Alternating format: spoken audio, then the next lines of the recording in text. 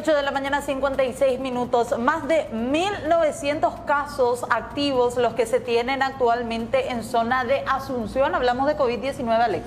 Doctor Robert Núñez, director de la región sanitaria, ¿cómo le va? Buen día. Buen día, ¿qué tal? ¿Cómo están? No sé si me están viendo. ¿Cómo estamos? Te vemos y te escuchamos fuerte y claro, doctor. Bueno, Fernanda, Alexis, ¿qué tal a todos ustedes? A la teleaudiencia que siempre les está siguiendo, me comentan. Sí, excelente. Sí, es bueno saber eso. Doctor, ¿nos puede comentar este mapa específicamente, la segmentación de los casos por barrio y qué fenómenos se puede ir dando en cada uno de ellos con respecto a la distribución de los casos de COVID?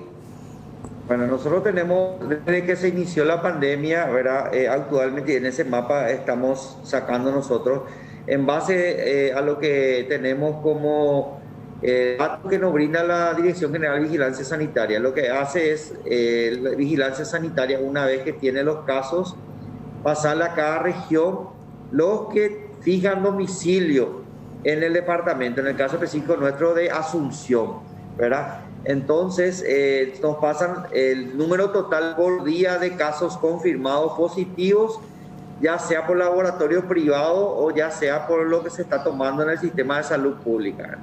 Esos datos son evaluados por nuestra unidad epidemiológica regional, la cual se encarga de hacer un llamado telefónico, ¿verdad? Con personal capacitado, ¿verdad? Que son aproximadamente casi 20 personales que se dedican al llamado de cada persona, en el cual se va preguntando datos específicos, la dirección, el barrio, los lugares donde trabaja, familiares, si tiene algún familiar con alguna comorbilidad, y en base a eso ir armando el árbol epidemiológico que para nosotros es fundamental en el momento de contener el contagio, que es lo que queremos que se logre, contener el contagio. Entonces, un trabajo minucioso que se está haciendo. Lo que nos dice el mapa a nosotros es un detallado número de casos, ¿verdad? Que nos dice el número real exacto al día de ayer.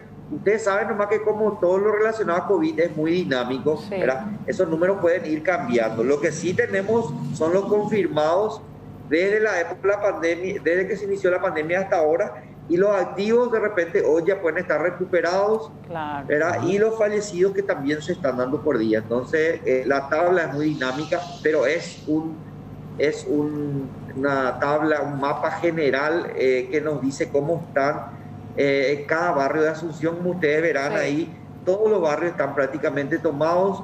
Algunos en una época tuvieron más casos, otros ahora están teniendo más casos. También se ve el número de óbitos, de fallecimientos, que de repente hay más en algunos barrios que en otros. Lo que ahí te explica claramente es que no hay una discriminación en el sentido del nivel socioeconómico, ¿verdad? Afecta tanto por igual a uno u otro barrio de Asunción. Sí, lo que nos ayuda muchísimo es ver la capacidad de aislamiento que tiene cada familia, si es que tenemos un COVID positivo. La capacidad de aislamiento significa si tenemos un espacio tipo un dormitorio o una pieza privada con baño privado, que lo que hace es no contagiar al resto de la familia, ¿verdad? Y entonces también en eso nosotros estamos trabajando para tratar de ayudar a las personas que no tienen medios para aislarse.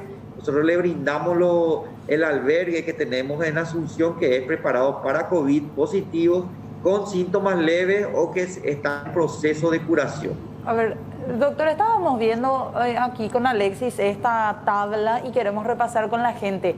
Barrio Obrero, por lo que estamos viendo, ya usted hablaba de eso hace meses cuando iniciaba toda la pandemia. Barrio Obrero ahora tiene 114 casos activos y 15 fallecidos, director.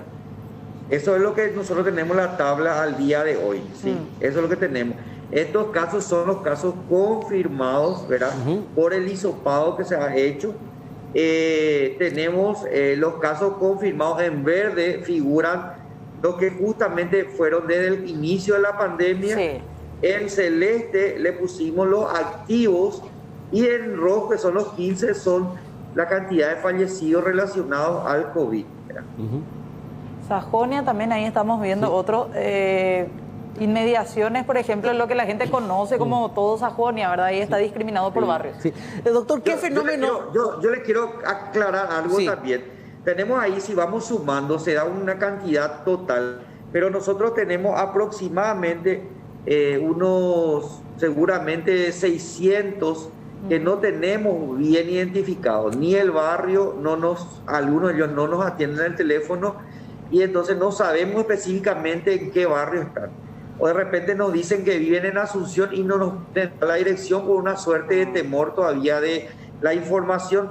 Yo creo que es fundamental ahora tener la información precisa para saber justamente cómo seguir haciendo esta suerte de aislamiento social que estamos haciendo todavía en Capital. Ese es el punto, doctor, al que quería llegar. Si bien esto puede parecer muy estadístico, sirve de referencia para que el Ministerio de Salud tome acciones. Eso me lleva a la siguiente pregunta. ¿Qué fenómenos se dan en barrios como, por ejemplo, el Obrero? Una densidad poblacional, gente que no ha respetado la cuarentena. ¿A qué se debe el hecho de que ahí, por ejemplo, se concentre la mayor cantidad de muertes y casos confirmados?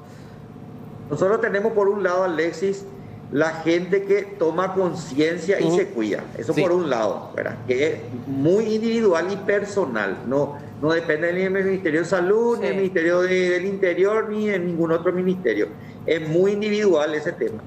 Segundo es familiar. ¿Hasta dónde incluye tu preocupación familiar por el cual vos trates de que tu familia, y si en tu familia hay una persona con comorbilidad, pueda hacer una enfermedad grave, ¿verdad?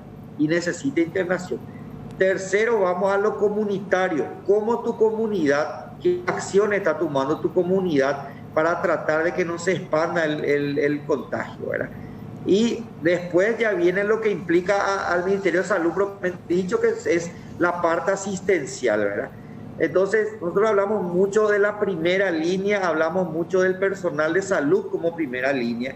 Y yo ahí quiero cambiar un poco el chip en lo que respecta a la población en general que nos está escuchando. Realmente la primera línea acá es cada uno de nosotros y nuestras comunidades, porque somos nosotros los que vamos a ser encargados de tratar de que no haya ese contagio. En ese sentido, nosotros sí hemos impulsado a través de la región sanitaria, y yo creo que así también desde el mismo Ministerio de Salud, la formación de comités operacionales de emergencia, que ya justamente se ha tocado en otro programa en el canal, ¿verdad? En la cual la comunidad forma equipos, ¿verdad? Que incluyen todos los líderes comunitarios, líderes políticos, religiosos, la policía, fiscalía, y hacen una suerte de trabajo en el cual van haciendo ya sea parlanteadas, ya sea entrega de dípticos, trípticos, en el cual explican la implicancia de la enfermedad y de qué manera podemos evitar el contagio. Y si se da el contagio, que esas personas más vulnerables, como ustedes sabrán, personas de adulta mayor, obesos, diabéticos, hipertensos, son los que más están falleciendo, ¿verdad? Entonces, que esas personas sean más resguardadas. Es un trabajo de concienciación bastante grande que se quiere hacer en ese sentido. Y bueno, ese es el primer punto. Ahora, ese comité está encabezado por alguna unidad de salud de la familia, centro, puesto de salud, que se encarga de pasar esa información. Los datos son muy confidenciales de quién está con el COVID positivo. Claro. Entonces, eso lo maneja en la unidad del centro, puesto de salud. Y en base a eso ellos van viendo en qué manzana está, en qué manzana no está, le hacen el seguimiento. Entonces las personas que están desarrollando el COVID, ya sea los síntomas, ¿verdad? Entonces son evaluados diariamente por el personal de salud. Doctor, y si hace falta se deriva. Con respecto a esta situación de los albergues, por ejemplo, ¿cuántos hay acá en Asunción? Bueno, nosotros hemos trabajado ya desde el inicio de la pandemia en una necesidad grande, ¿verdad? Nosotros tenemos una gran cantidad de población. Ustedes habrán visto el caos que fue en otros países, muertos en las calles, sistema de salud colapsado, personas sin lugar en terapia, elección de quiénes entran a terapia y quiénes no, ¿verdad? Entonces, viendo ya eso de la parte preventiva, sin llegar a hospitales, nosotros hemos pensado cómo hacer para que no se disemine el contagio, ¿verdad? Gracias a Dios todavía no hay el colapso que se ha visto en otros países, ¿verdad? Y nosotros hemos pensado en la creación de albergues para COVID, ¿verdad? Para COVID que son asintomáticos o por lo menos que tengan síntomas leves, que no tenga cómo aislarse en su casa. Esa es la gran mayoría de lo que son las zonas de los bañados y compañía, ¿verdad?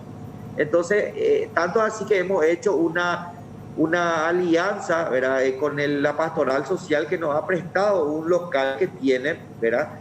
Y también hemos hecho una alianza con el Club Olimpia, el cual nos ha dado el espacio que tienen en su polideportivo. En base al apoyo y al conocimiento de unos chicos que están trabajando con sus profesores de ingeniería de la UCA UNA, ¿verdad? Ellos hicieron un proyecto basado en otros albergues y en las condiciones que estamos acá en Paraguay. Y hubo también apoyo de empresas como la Capro para hacer en Olimpia un albergue modelo, y también del gobierno nacional para hacer otro albergue que tenemos en la zona de la Chacarita. Tenemos básicamente la funcionante ahora a full en la zona de la Chacarita, y tenemos otro ahí que está en el Olimpia, que está adaptado para albergar con la capacidad suficiente a personas que no tengan cómo aislarse en su casa, ¿verdad? De hecho, nosotros tenemos inclusive personales de salud que han aislado en la Chacarita, los cuales han hecho ahí su cuarentena y se han retirado, porque ahí se hace cargo el gobierno de todo lo que sea la parte alimentaria, la parte de higiene. Tenemos personal de salud que está en forma constante monitorizando. Si hace falta, se deriva al paciente a otro hospital de mayor complejidad, si no se mantiene ahí, y con eso hemos contenido bastante el contagio. Doctor Robert Núñez, director de la 18ª Región Sanitaria, muchísimas gracias. Gracias a usted, y esperemos que a través del CN9 y el equipo, ¿verdad?, tratemos siempre de llegar hasta las personas que sigan cuidándose, que este es un modo que tenemos que aprender a vivir.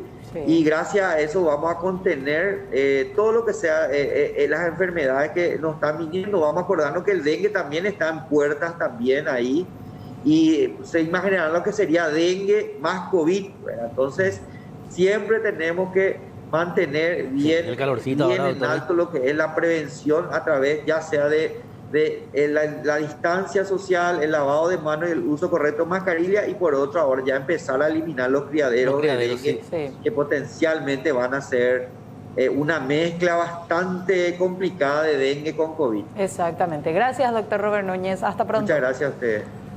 9 de la mañana, 9 minutos. Actualizamos.